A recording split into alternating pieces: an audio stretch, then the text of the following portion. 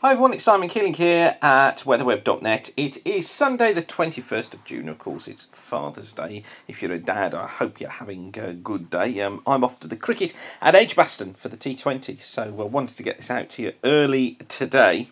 I've raided Carl McRitchie's site today for a load of charts for you. Normally you wouldn't take much notice of the NAO at this time of year because the impact of it and the guidance that it gives really is not that strong, but it's quite interesting to note from it that the black line is a solid one that we're looking for. So we're looking for the solid black line. That one, look, showing the NAO generally right the way through, look, into beginning part of September as holding around about the usual, meaning that there's no real sign of anything standing out, so no extreme standing out of either end of the spectrum during the next couple of weeks and into August and then through into the beginning part of September. But as I say, really you don't take that much notice of the NAO at this time of year. But given that it was showing that neutral level for so long, I thought it was important to show it. Now the MJO forecast from the CFS for the next 30 days still showing us look quite strongly, going through phases 4, 5, 6 and into phase 7. So getting into phase 4 around about the 26th. We're into, into phase 5 around the 26th. We're into phase 6 around about the 7th of July and getting into phase 7 then around about the 14th of July.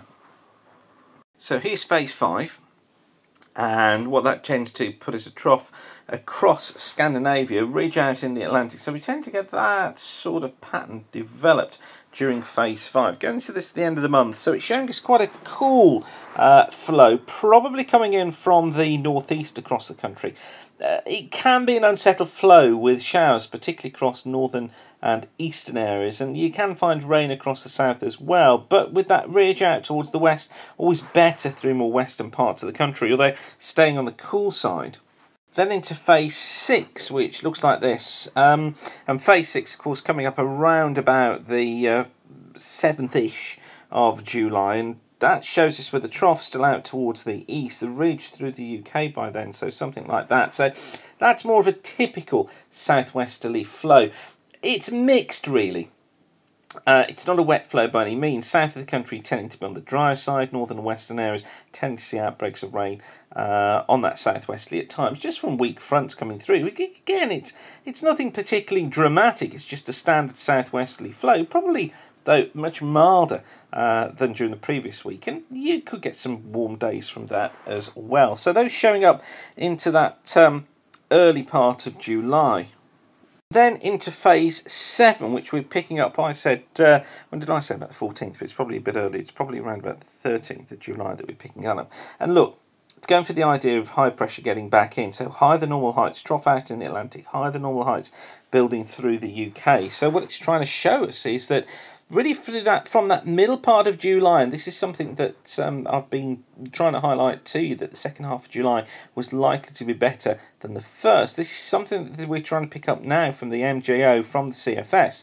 It's starting to point to that we tend to get high pressure coming in around about the middle of the month. Now, dates, of course, is always a bit flexible on this, but certainly looks as if things are improving around the middle stages of July, and I think that could well take us into around about the sort of 24th, 25th, possibly.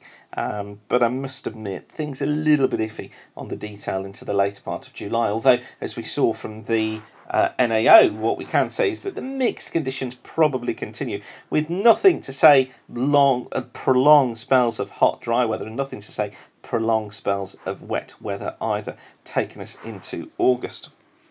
Now, I've had a few emails through asking how the Weather Wolf is, because you haven't seen him for a while. Well, Weather Wolf, he's fine. There he is. There's Freddie the Weather Wolf. Yeah, he's enjoying the summer weather and making the most of trying to get himself out in the sunshine and chasing as many birds around the garden as he possibly can. So he's doing absolutely fine, thank you.